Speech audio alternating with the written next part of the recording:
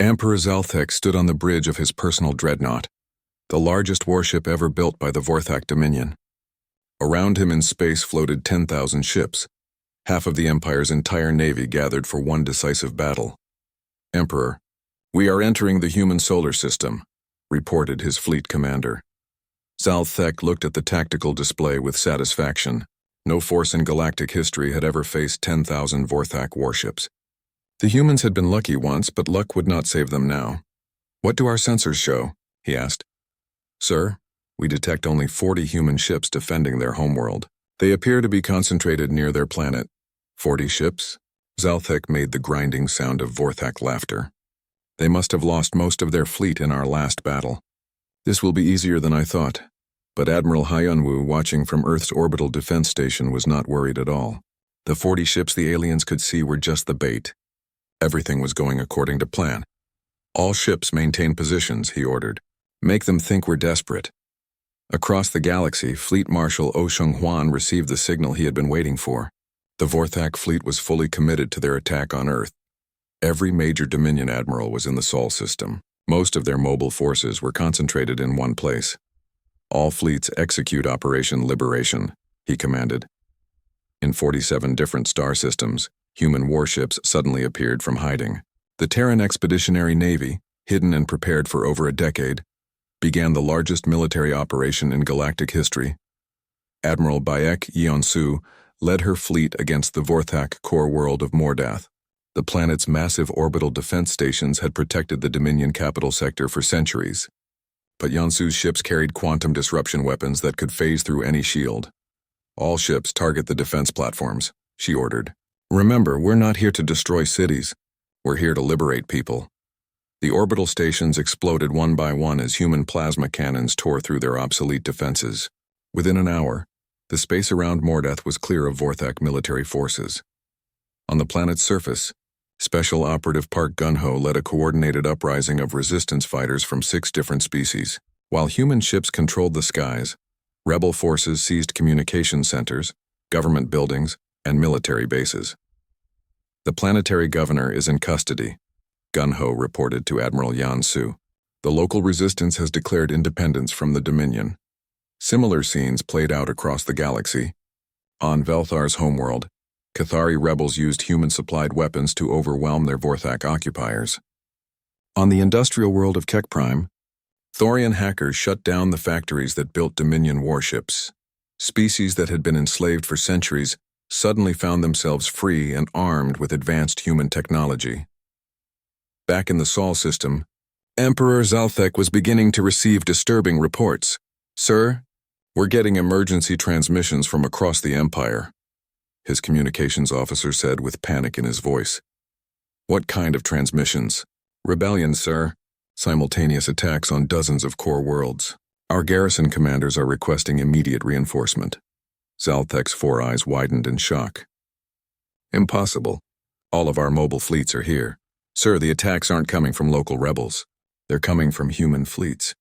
Thousands of human warships. That's impossible," Zalthek roared. "The humans only have 200 ships total." But Admiral Hyunwoo chose that moment to explain the truth. "Emperor Zalthek," came his voice over the communication channels, broadcast to every ship in both fleets. "You made several mistakes about humanity. First, you thought our 47 colonies were all we had. You were wrong. We have been secretly building and preparing for this day for 20 years. On the tactical displays throughout the Vorthak fleet, new information began appearing. Human fleets were attacking Vorthak worlds everywhere. Not just attacking, winning, capturing, liberating." "Second," Hyunwoo continued, "you thought the ships that fought you before were our main fleet. They weren't. They were our defense force, basically our Coast Guard. Our real navy has been deployed throughout your empire for months." Emperor Zalthek watched in horror as reports flooded in. The Vorthak core worlds were falling one by one. Slave species everywhere were joining the human-led rebellion. 800 years of Dominion rule was collapsing in a single day. "But your greatest mistake," Hyunwoo said, "was thinking this was about conquest. We're not here to replace your empire with ours. We're here to make sure no species ever has to bow to another again." Admiral Baek Yeonsu's voice came through the speakers from halfway across the galaxy. "You came to conquer one world. We came to liberate 12,000. Fleet Marshal Sung Hwan's forces had captured the main Vorthak shipyards. Admiral Park Min-jung controlled 3 sector capitals. Commander Lee So-hyun had liberated an entire cluster of slave worlds. Everywhere the Dominion looked, human ships were winning battles that should have been impossible. How? Emperor Zalthek whispered. How did you coordinate all of this? Simple, Admiral Hyunwoo replied. We listened. For months, our diplomats made contact with every resistance group in your empire. We learned that most of your subjects hate you and were just waiting for someone to give them hope. The Emperor looked around his bridge at his terrified officers. His great fleet was stranded in the Sol system while his empire died around him. We could destroy your world right now, he said desperately. You could try, Hyunwoo agreed, but it wouldn't matter. Your empire is already gone. Your core worlds are free. Your slave species are armed and angry. Your military bases are captured or destroyed. Even if you killed every human in this system, you'd still have nothing left to rule. As if to prove his point, more reports arrived. The Saldani had declared independence. The Thorians were forming their own government. The Cathari were establishing a democracy. Dozens of species were choosing freedom over empire. Emperor Zalthek realized that everything he had ever known was ending. The Vorthak dominion, which had seemed eternal and invincible, was crumbling in a single day. What happens now? He asked quietly. Now, said Admiral Hyunwoo, every species in the galaxy gets to decide its own future. The age of empires is over. The age of freedom has begun. Fleet Marshal Sung Hwan's voice came through from the liberated capital world. All Dominion fleets, you have 2 choices. Surrender and help us build something better, or continue fighting and lose everything. Choose wisely. One by one, Vorthak commanders throughout the galaxy began surrendering. Some chose to fight and were quickly defeated by the human-alien alliance. But most realized that their old empire was dead and a new galaxy was being born. Emperor Zalthek sat on his throne one last time, then slowly stood up. I surrender, he said simply. The greatest empire in galactic history had fallen not to superior force, but to a simple idea, that every being deserved to be free. Within a year, the Galactic Federation of Free Worlds was established. Humans served not as rulers but as mediators and protectors. The species that had been enslaved for centuries began building new societies based on cooperation instead of domination. And when young beings across the galaxy asked how it all began, their teachers would tell them about the humans who refused to surrender, who turned a defensive battle into a war of liberation, and who proved that freedom was stronger than any empire. The news of the Vorthak defeat spread across the galaxy faster than hyperspace travel. On 1,000 worlds, alien species that had lived under Dominion rule for centuries whispered the impossible story to each other. The humans destroyed 200 Vorthak ships. A single star system defeated the greatest fleet in the galaxy. The Dominion can be beaten. Emperor Zalthek sat on his crystal throne in the heart of the Vorthak capital world, listening to Fleet Admiral Kethmore's report. The Emperor's forearms shook with rage as he heard how his mighty fleet had been crushed by primitive humans. You let 60 ships defeat 500 of our best warships? Zalthek's voice echoed through the throne room like thunder. Emperor, they were not primitive, Kethmore said, trying to keep his voice steady. Their weapons, their tactics, their technology, it was all far more advanced than our intelligence suggested. Silence. The Emperor's yellow eyes blazed with fury. For 800 years, no species has defeated the Vorthak Dominion in battle. Now you tell me that some newcomers with a handful of worlds have made us look weak. Around the throne room, other Vorthak nobles watched nervously.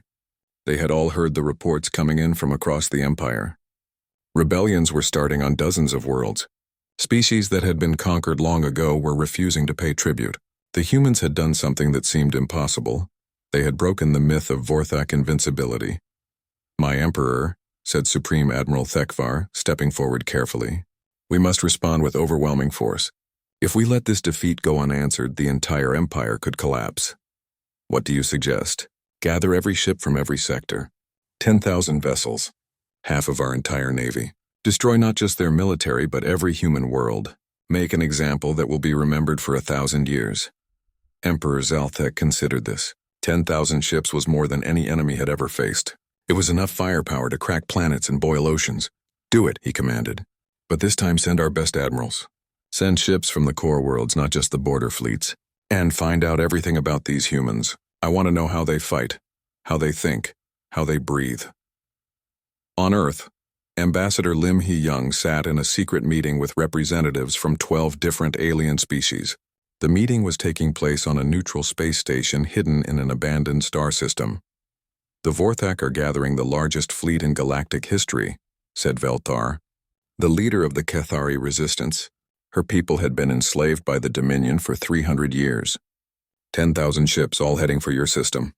Hee-young nodded calmly. She had expected this news. What about your people? Are they ready? More than ready, replied Morthek, speaking for the Saldani rebels. Your victory has given us hope we never had before. But we need coordination. We need to know when to strike. Another alien, Kekfal of the Thorian Underground, leaned forward. Our hackers have been mapping the Dominion's communication networks for years. When your admiral gives the signal, we can shut down their coordination across 50 systems simultaneously. Hee-young smiled. These meetings had been going on for months, ever since human scout ships had made secret contact with resistance groups throughout Vorthak space. What the Dominion didn't know was that their empire was full of people who hated them, and were just waiting for a chance to fight back. The Admiral will give the signal when the time is right, she promised. But remember, this isn't just about defeating the Vorthak. It's about building something better to replace them. Meanwhile, Dr. Ryu Sung-min worked in his laboratory on Earth, studying every piece of intelligence that human agents had gathered about the Vorthak Empire. What he found both amazed and worried him. Admiral Hyunwoo, you need to see this analysis, he called over the communicator. What did you discover, Doctor? The Vorthak have conquered over 4,000 different species in the last 8 centuries. But here's what's interesting. Every single one of those species surrendered after losing their first major battle. Hyunwoo frowned. Everyone? Everyone. The Vorthak strategy has always been the same. Arrive with an overwhelming fleet, destroy the enemy's main forces in one battle, then accept their surrender. It's worked for 800 years, but we didn't surrender. Exactly. And that's not all. We're the first species to actually win a follow-up battle after an initial defeat. The Vorthak have literally never faced an enemy that kept fighting after losing. This information made Hyunwoo think, if the Vorthak had never faced prolonged resistance, they might not know how to handle it. Their tactics, their logistics, their entire military system was built around quick victories and fast surrenders. Doctor, what does this tell us about their upcoming attack? They're going to try to win everything in one massive battle. 10,000 ships, probably all arriving at the same time, probably all attacking Earth directly. They'll expect us to surrender when we see the size of their fleet. Hyunwoo smiled coldly. They're going to be disappointed. On a hidden world at the edge of human space, Fleet Marshal Oh Sung-hwan stood in the command center of humanity's greatest secret. Around him, holographic displays showed the positions of 2,000 human warships spread across the galaxy. These were not the defense fleet ships that had fought at Earth. These were the vessels of the Terran Expeditionary Navy, humanity's true military force that had been built in secret. Over the past 20 years, Marshal, all fleets report ready, said Admiral Bayek Yeonsu, commander of the 3rd Expeditionary Fleet. Our ships are in position around 47 Vorthak core worlds. What about special operations? Sung-hwan asked. Agent Park Gun-ho reports that all covert teams are in place. We have operatives on every major Vorthak world, working with local resistance groups. When we give the word, they can disable planetary shields, sabotage communication arrays, and coordinate simultaneous uprisings. Seung-hwan looked at the galactic map. Blue dots showed human forces secretly positioned throughout Vorthak space. Red dots showed the Dominion fleet gathering near Earth. The aliens had no idea that while they were concentrating their forces for one big attack, humanity was preparing to strike everywhere at once. How long until the Vorthak fleet reaches Earth? He asked. 2 weeks, sir. Perfect. That gives us time to make final preparations. Seung-hwan turned to address all his commanders. Gentlemen and ladies, for 20 years we've been preparing for this moment. The Vorthak think they're coming to destroy a small group of human colonies. Instead, they're about to discover that we've been planning to liberate their entire empire. The room was quiet as the officers absorbed the magnitude of what they were about to attempt. Sir, said Admiral Yeonsu carefully, are we really going to try to free 12,000 worlds? Not just free them, Sung-hwan replied. We're going to replace the largest empire in galactic history with something better. Something where every species gets to choose its own destiny. Back on Earth, Admiral Hyunwoo received a coded message that made him smile for the first time in weeks. All fleets in position, ready to execute Operation Liberation, awaiting your signal. The message was signed by Fleet Marshal Sung Hwan. The Vorthak Empire was about to learn that the humans they thought they were hunting had actually been hunting them.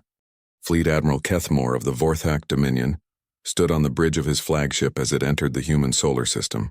Behind him, 500 warships moved in perfect formation. It was the largest fleet he had ever commanded. "Sir, we're detecting the human homeworld," his scanner officer reported. "The planet they call Earth." Kethmore looked at the tactical display. The human solar system looked small and weak compared to the great Vorthak worlds. A single yellow star with a few rocky planets. How could such a tiny place dare to fight the Dominion? "How many human ships do you detect?" he asked. 60 vessels, sir. They're hiding behind the large planet with the rings." Kethmore made the grinding sound that was Vorthak laughter. 60 ships against 500? These humans are even more foolish than I thought. But Captain Han Jae-won, commander of the human flagship TFS Indomitable, was not feeling foolish at all. He floated in the asteroid belt between Mars and Jupiter, watching the alien fleet approach Earth. Around him, human ships waited in carefully chosen positions. "All ships. This is Admiral Hyunwoo," came the voice over the communicator. "Execute Plan Hermes. Make them chase you," Jae-won smiled. Plan Hermes was named after the ancient Greek messenger god who was known for being fast and clever. The aliens were about to get a lesson in both. "You heard the Admiral," Jae-won told his crew. "Let's give them something to follow." The 60 human ships behind Saturn suddenly accelerated toward the alien fleet. The Vorthak ships immediately turned to meet them. But just as the two fleets were about to clash, the human ships split apart and scattered in different directions. "What are they doing?" Kethmore demanded as he watched the humans fly away from battle. "Sir, they're running," his tactical officer said with confusion. "Then chase them. Don't let any escape." The Vorthak fleet broke formation to chase the fleeing human ships. Some aliens followed ships toward the gas giant Jupiter. Others chased humans toward the asteroid belt. Still others pursued vessels diving toward the inner planets. This was exactly what Admiral Hyunwoo had hoped for. "Now," he whispered from his command center on Earth. In the asteroid belt, Captain Jae-won watched through his periscope as 200 Vorthak ships chased 30 human vessels into the rocky field.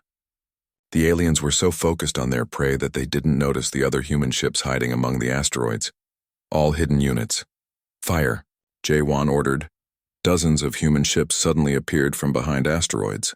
Their plasma cannons lit up space with blue fire. The surprised Vorthak ships found themselves surrounded and outgunned. At the same time, near Jupiter's moons, Lieutenant Commander Nam Soo-bin led her fighter squadron in a different kind of attack. Her 12 small fighters were too tiny for the big Vorthak guns to hit effectively, but they carried powerful torpedoes that could hurt large ships. "Dragon Squadron, attack pattern Alpha," she commanded. Her fighters dove at the alien ships like angry wasps.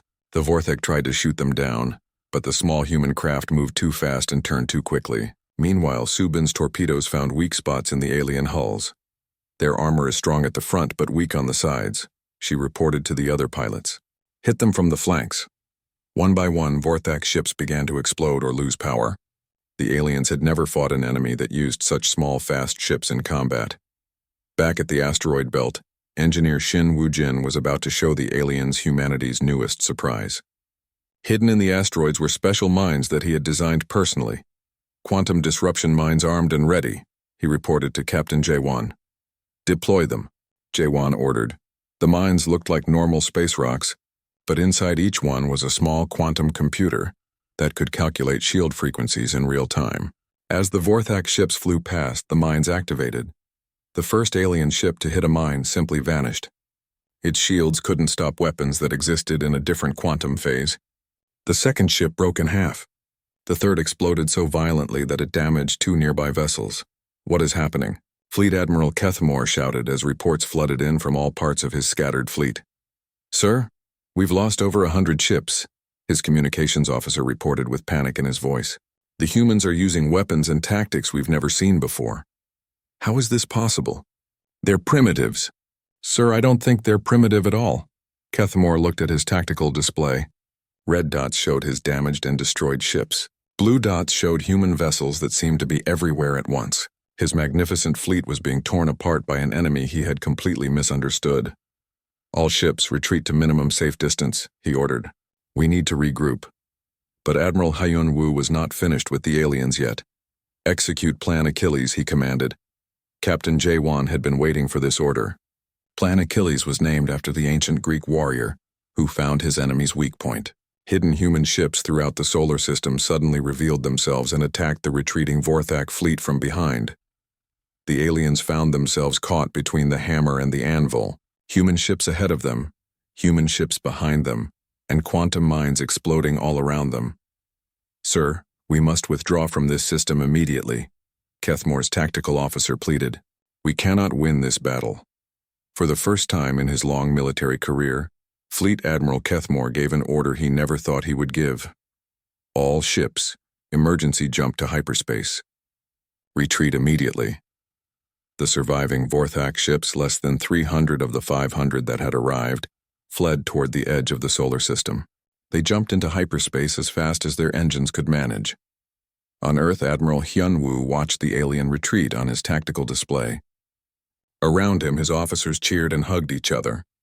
They had just won the largest space battle in human history. But Hyun-woo did not celebrate yet.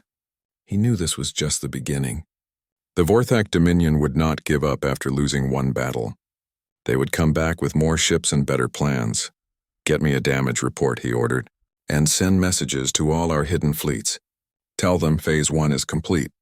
It's time to begin Phase 2. His officers looked at him with confusion. Phase 2? What was Phase 2? Admiral Hyun-woo smiled as he looked at the stars where the alien fleet had disappeared. Now the real war begins, he said quietly.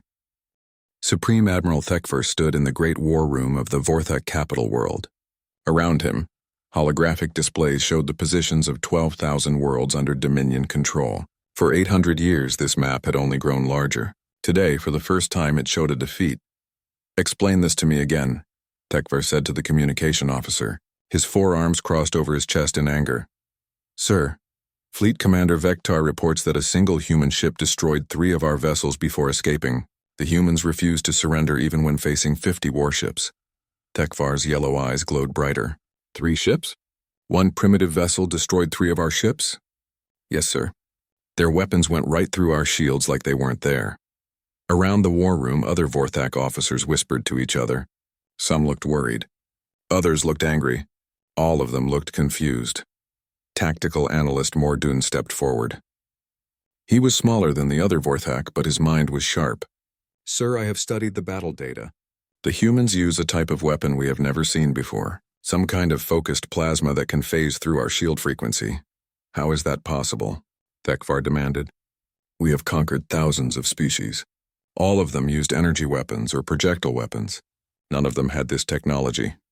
Sir, I think we made a mistake about these humans, Mordun said carefully.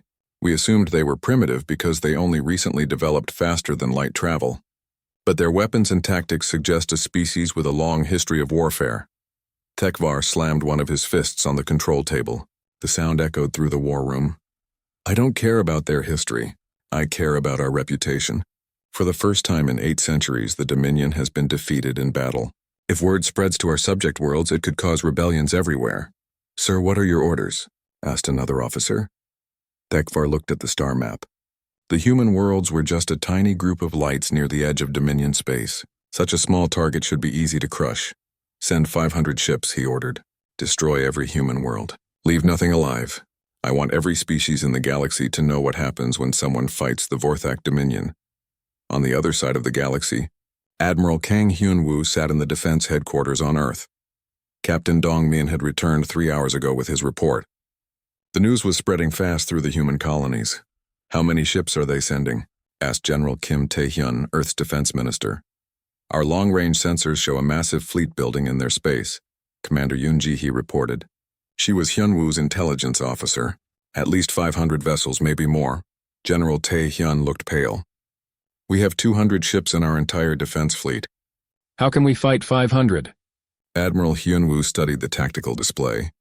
Red dots showed the approaching alien fleet. Blue dots showed human ships rushing back to Earth from the outer colonies.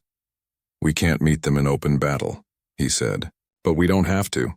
"What do you mean?" Taehyun asked. "Captain Dongmin proved something important today. These aliens are used to easy victories. They expect enemies to surrender after seeing their big fleets.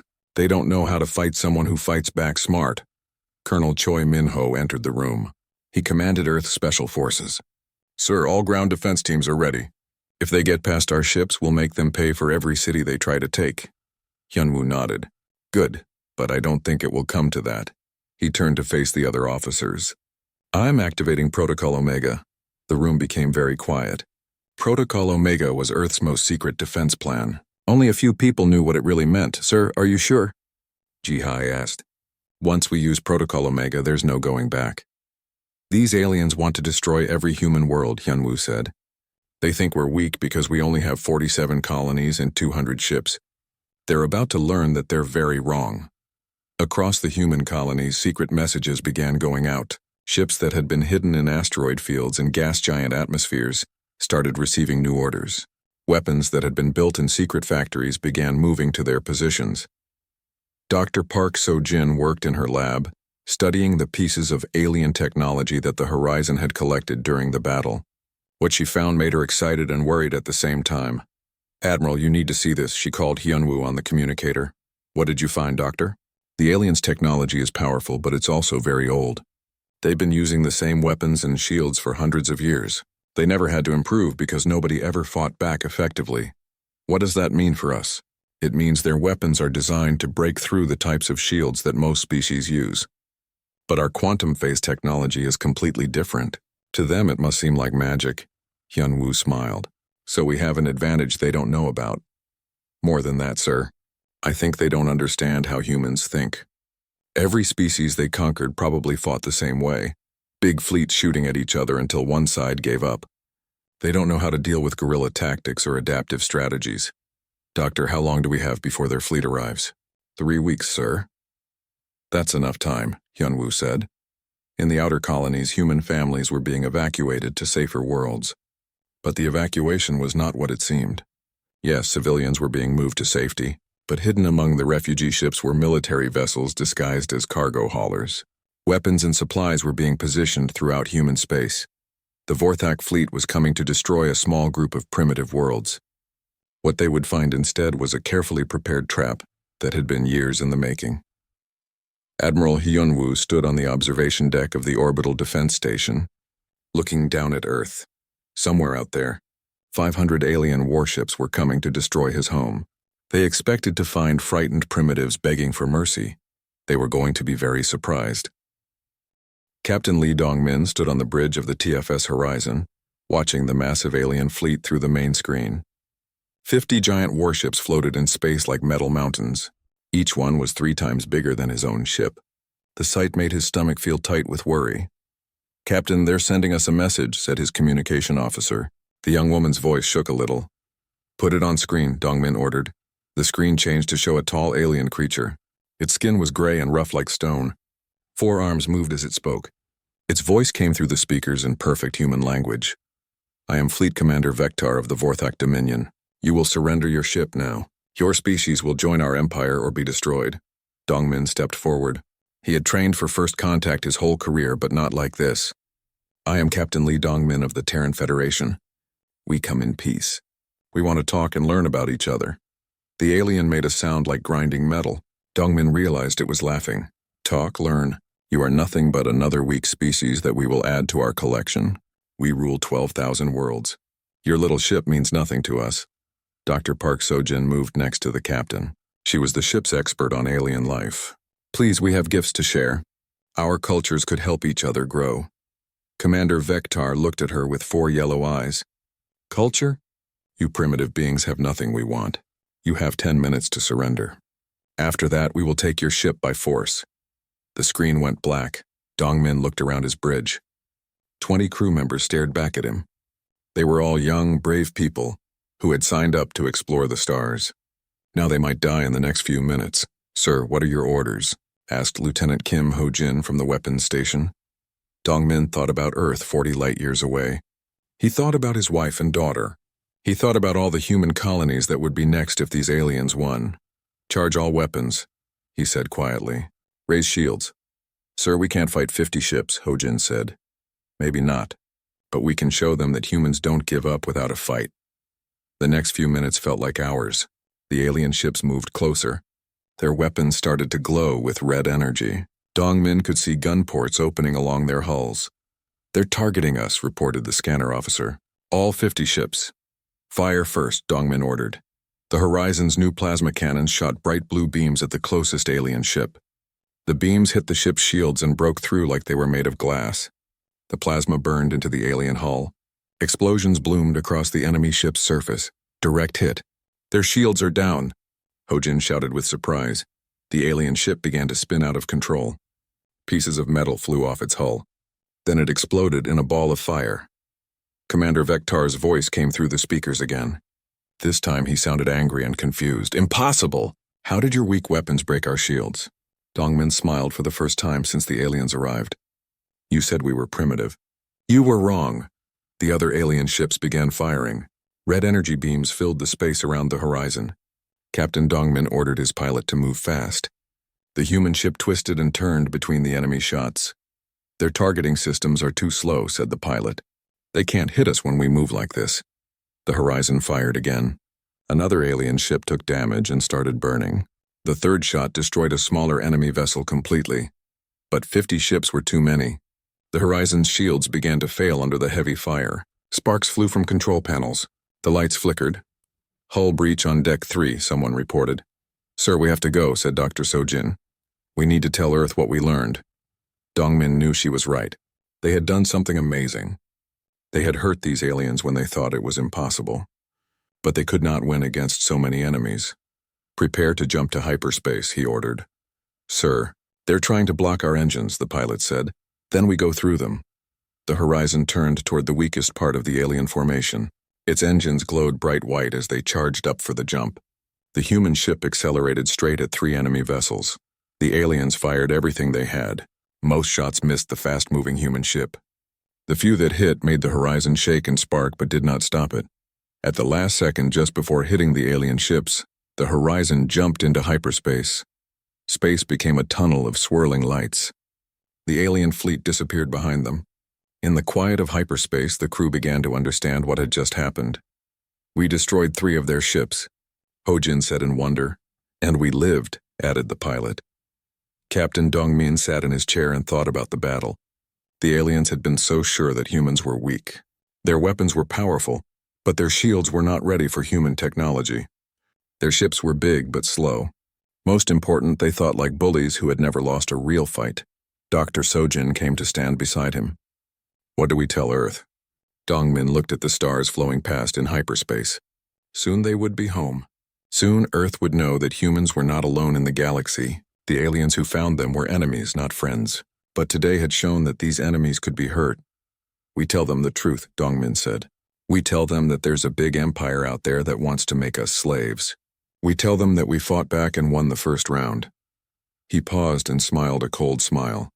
"And we tell them to get ready for war, because those aliens won't give up after losing 3 ships.